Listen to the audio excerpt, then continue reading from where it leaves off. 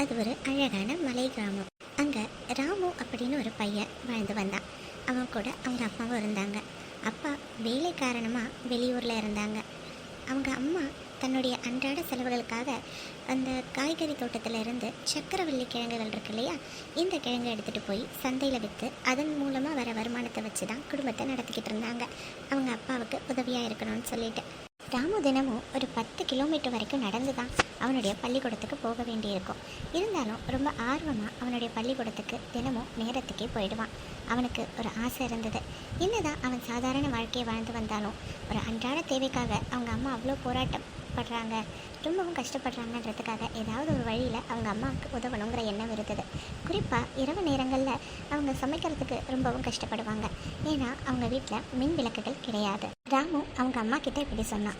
அம்மா, நீங்கள் கவலைப்படாதீங்க, நான் சீக்கிரமே உங்களுக்காக மின்சாரம் இல்லாத சூரிய ஒளியிலேயே எரியக்கூடிய ஒரு விளக்கை கண்டிப்பாக கண்டுபிடிச்சிடுவேம்மா.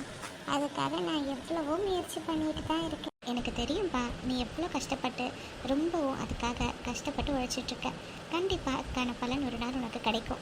அவங்க அம்மாவுக்கு தெரியும் ராமுக்கு ஒரு கண்டுபிடிப்பாளராக ஆகணும் அப்படிங்கிறது ஆசைன்னு. அதனால் தன் மகனுக்கு நல்ல வார்த்தைகளை சொல்லி அவங்க ஊக்குவிச்சிட்ருப்பாங்க.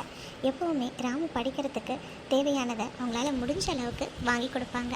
முடியாததற்கு பக்கத்து ஊர் நூலகத்துக்கு கூட்டிகிட்டு போயிட்டு அங்கே படிக்கிற நேரத்துக்கு அவங்க உதவியாக இருப்பாங்க. அம்மா, சரி, நான் என்னுடைய கண்டுபிடிப்புக்கு தேவையான பொருட்களை அந்த பழைய பொருட்கள் விற்கிற கடையிலேருந்து எடுத்துகிட்டு வந்துடுறேம்மா. நேரம் தாமதமாக போனால் அவங்க எல்லாத்தையும் எடுத்துகிட்டு போய் போட்டுடுவாங்க. நான் போயிட்டு வந்துடுறேம்மா. சரிப்பா, பார்த்து போயிட்டு வா.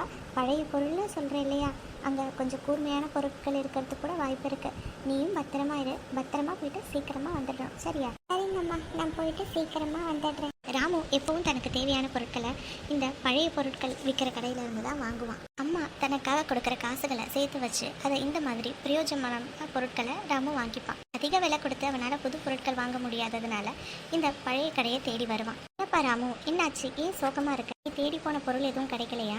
கவலைப்படாதப்பா, நாளைக்கு கண்டிப்பாக கிடைக்கும். இல்லைன்னா இன்னொரு நாள் வாங்கிக்கலாம். அதுக்காக ஏன் சோகமாக இருக்க? அம்மா, அதெல்லாம் இல்லைம்மா.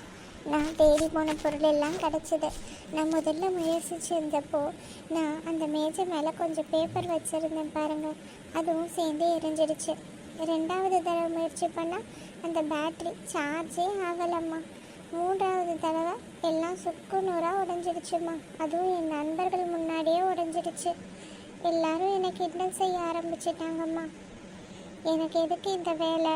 நானும் உங்களை மாதிரி சக்கரவள்ளி கிழங்கே விற்க போகலான்னு எல்லாரும் கேலி பேச ஆரம்பிச்சிட்டாங்கம்மா. எனக்கு ரொம்ப அழுகையாக வந்தது. ஆனால் நான் யார் முன்னாடியும் அழலம்மா. என்னால் முடியும்ப்பா, நீ முயற்சி செய். சரிங்கம்மா. அடுத்த நாள் காலையில் ராமு தன்னுடைய பள்ளிக்கூடத்துக்கு போயிருந்தான். Good morning children. Good morning. பசங்களா, உங்களுக்கெல்லாம் ஒரு நல்ல விஷயம். நம்ம ஸ்கூலுக்கு பெரிய கம்பெனியிலேருந்து ஒருத்தர் வர போகிறாரு.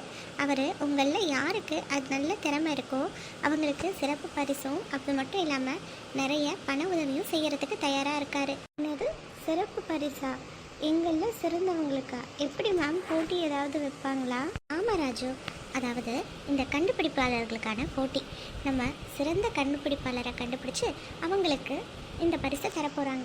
நான் இந்த போட்டியில் கலந்துக்கணும்னு ஆசைப்படுறேன். கலந்துக்கலாமா? கண்டிப்பா ராமு, நீ கலந்துக்கலாம். மிஸ், இவனை நம்பியெல்லாம் கலந்துக்க சொல்லாதீங்க. நம்ம முன்னாடி தானே கண்டுபிடிப்புன்னு உன்னை கொண்டு வந்தான். அது சுக்கு நூறாக உடஞ்சி போச்சு. இன்னொன்று பற்றி எரிஞ்சிருச்சு. இன்னொரு பேட்டரி சார்ஜே ஆகலை. இவனெல்லாம் நம்பாதீங்க. இவனை சக்கரவள்ளி கிழங்க வச்சு ஏதாவது செய்ய சொல்லுங்க. அவங்க அம்மாவுக்கு உதவியாவது இருக்கும். இந்த மாதிரி தேவையில்லாமல் பேசாதீங்க. மற்றவங்களை கிண்டல் பண்ணக்கூடாதுன்னு எத்தனை தடவை சொல்லியிருக்கேன். அது ரொம்பவும் கெட்ட பழக்கம். முதல்ல ராமு கிட்ட சாரி சொல்லுங்க. சாரி சொல்லுங்கன்னு சொன்னேன். இல்லை பேரண்ட்ஸோட வர வேண்டியிருக்கும். எப்படி வசதி உங்களுக்கு? சாரி ராமு. சாரி ராமு. ஒரு தடவை இந்த மாதிரி பேசுறத பார்த்தேன், அப்புறம் சிவியராக பனிஷ்மெண்ட் தான் கிடைக்கும். Sorry ma'am. Sorry ma'am. இந்த சாரிக்கு எவ்வளோ மதிப்பு இருக்குன்னு பார்க்குறேன். நீ கண்டிப்பாக கலந்துக்கோ ராமு, உன்னால் முடியும். ஆமாம் ராமு, நீ கண்டிப்பாக கலந்துக்கோ. இன்னொரு தடவை முயற்சி பண்ணி பாரு, உன்னால் சாதிக்க முடியும். ராமுவோட டீச்சரும் அவனுடைய ஃப்ரெண்டும் ரொம்பவும் என்கரேஜ் பண்ணாங்க. இதனால் ராமு இன்னொரு முறை முயற்சி செஞ்சான். அடுத்த நாள் காலையில் பள்ளிக்கூடம் ஆரம்பித்ததும் அந்த நிறுவனத்தோட முதலாளி வந்தார். ஸ்டூடெண்ட்ஸ், நான் சொல்லியிருந்த மாதிரி அந்த நிறுவனத்தோட முதலாளி வந்திருக்காரு. நீங்கள் எல்லாம் அவர் முன்னாடி அமைதியாக இருக்கணும், புரிஞ்சுதா? அவர் முன்னாடி எல்லாரும் தங்களுடைய கண்டுபிடிப்புகளை காட்டினாங்க. ஒரு சின்ன பையன் வந்து ஒரு பேட்டரி காரை ரெடி பண்ணி கொண்டு வந்திருந்தான். இன்னொருத்தவங்க ப்ளூ பிரிண்ட். ஆனால் ராமு அந்த சூரிய ஒளியில் செயல்படுற விளக்கை கண்டுபிடிச்சி அதை காமிச்சிருந்தான். அதுக்காக அவன் அன்றைக்கு இரவு முழுக்க வேலை செஞ்சுருந்தான். அதனுடைய பலனாக அவனுடைய விளக்கு எரிய ஆரம்பிச்சது. ஆனால் சிறு சிறு மாறுபாடுகள் இருந்தாலும் அது வெற்றிகரமாக செயல்பட்டு இருந்தது. இதை பார்த்த அந்த நிறுவனத்தோட முதலாளிக்கு ரொம்ப சந்தோஷமாக இருந்தது. ராமு கிட்ட இந்த மாதிரி கேள்வி கேட்டேன். சூரிய ஒளியில் செயல்படுற விளக்கை கண்டுபிடிச்ச மாணவருடைய பெயர் என்ன ma'am? Ramu sir. Ramu sir கூப்பிடுறாரு பாரு. சொல்லுங்க சார். சூரிய ஒளியில் செயல்படுற விளக்கை கண்டுபிடிச்சியாப்பா? ஆமாம் சார், நான் தான் கண்டுபிடிச்சேன். இதை கண்டுபிடிக்கணும்னு எனக்கு ஏன் தோணுச்சு? அம்மா தினமும் இரவு நேரத்தில் உணவு சமைக்கும் போது ரொம்பவும் கஷ்டப்படுவாங்க. எங்கள் வீட்டில் மின்சாரம் கிடையாது. அதனால் அவங்களுக்கு உதவியாக இருக்கணும். எங்கள் அம்மாவை போல் நிறைய பேருக்கு இந்த மின்சாரம் இல்லாத விளக்கு உதவும் இல்லையா. அதுவும் இல்லாமல் எனக்கு படிக்கவும் ரொம்ப சிரமமாக இருக்கும் சார். அதனால தான் இப்படி கண்டுபிடிச்சேன். ரொம்பவும் நல்ல விஷயம் பண்ணியிருக்கேன். சரி, இந்த விளக்கு செய்யறதுக்கு தேவையான பொருட்கள் எல்லாம் எங்கேருந்து சேகரிப்பா? உங்கள் வீட்டில் மின்சாரம் இல்லைன்னு சொல்கிறேன். அப்போ இந்த பொருட்கள் எல்லாம் வாங்குறதுக்கான காசு? சார், இதுக்கு தேவையான பொருட்கள் எல்லாம் நான் பழைய பொருட்கள் விற்கிற கடையிலேருந்து வாங்குவேன்.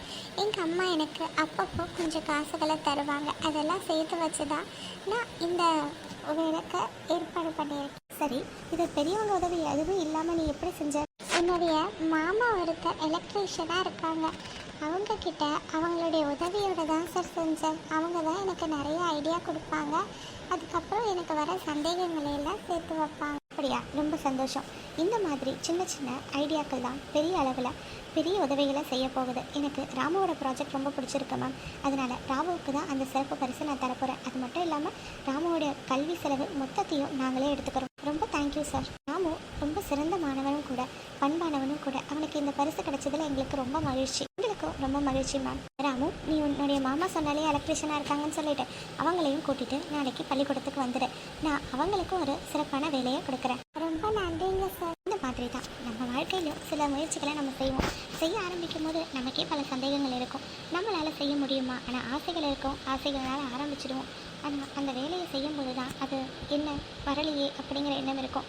சிலர் இது உன்னால் முடியாது அப்படின்னு கூட சொல்லுவாங்க. ஆனால் தயங்கி அந்த வேலைகளை பாதியோட நிறுத்த மட்டும் செஞ்சிடாதீங்க. ஏன்னா எவ்வளவுக்கு எவ்வளோ நீங்கள் தொடர்ச்சியாக முயற்சி செய்கிறீங்களோ அதில் தான் அதோடைய வெற்றி இருக்குது. இன்னும் சொல்லப்போனால் இந்த மாதிரி விடாமுயற்சியோட முயற்சி செய்கிறவங்க வேணும் அப்படின்னு தேடுறவங்க கூட இருக்காங்க இல்லையா? அதுவே உங்கள் வெற்றியாகலாம். வந்து முயற்சி செய்யுங்க. கண்டிப்பாக உங்கள் எண்ணங்கள் செயலாகும். செயல் வெற்றியை தரும். இந்த வீடியோ ஃபுல்லாக பார்த்த எல்லாருக்கும் நன்றி. இந்த வீடியோவை பார்த்துட்டு என்னோடய சேனலை சப்ஸ்கிரைப் பண்ணவங்களுக்கும் நன்றி. சப்ஸ்கிரைப் பண்ணணும் அப்படின்ற எண்ணம் வரப்போதையே சப்ஸ்கிரைப் பண்ணிவிடுங்க ப்ளீஸ். சப்ஸ்கிரைப் பண்ணி, லைக் பண்ணி, ஷேர் பண்ணி, கமெண்ட் பண்ணுங்கள். இதே மாதிரி இன்ட்ரெஸ்டான நிறைய கருத்துள்ள ஸ்டோரிகளோட உங்களை கூடிய விரைவில் வந்து சந்திக்கிறேன். நன்றி, வணக்கம்.